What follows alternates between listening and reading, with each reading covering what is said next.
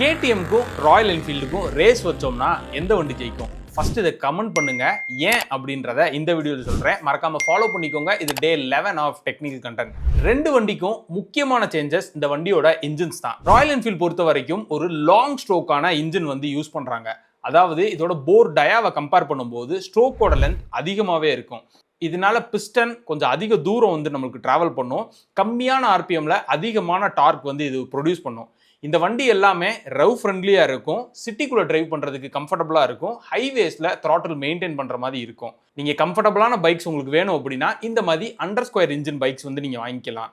And கேடிஎம்ல இருக்குது ஒரு short stroke engine.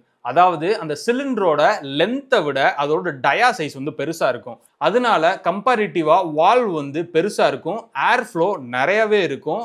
Higher ஆர்பிஎம்ஸ்ல top end ரொம்பவே சூப்பராக இருக்கும். இது போக இதோட த்ராட்டில் ரெஸ்பான்ஸ் ரொம்பவே குவிக்காக இருக்கும். ஹைவேஸில் ஒரு கம்ஃபர்டபுளான டிரைவ் நீங்கள் எடுக்கலாம். இதில் இருக்க ட்ராபேக் என்ன அப்படின்னா லோவர் ஸ்பீட் போகும்போது வண்டி ஜர்க் ஆகும். ரொம்ப பெர்ஃபார்மன்ஸ் ஓரியன்டாக ஒரு பைக் வாங்கணும் அப்படின்னா இந்த ஓவர் ஸ்கொயர் இன்ஜின்ஸ் உங்களுக்கு யூஸ் ஆகும். நீங்கள் கமெண்ட்ல எழுதின கேடிஎம் ஏன் ரேஸில் ஜெயிச்சுன்னு சொல்லிட்டு இப்போ உங்களுக்கு தெரியுதா? வீடியோ பிடிச்சிருந்தா மறக்காம லைக் பண்ணி யூஸ்ஃபுல்லான உங்க ஃப்ரெண்ட்ஸ்க்கு இதை ஷேர் பண்ணுங்க. உங்க வண்டியில் எதுவும் பிரச்சனை இருக்கு, அதை பத்தி ஒரு கண்டென்ட் போடணும் அப்படின்னா மறக்காம கமெண்ட் செக்ஷன்ல கமெண்ட் பண்ணுங்க.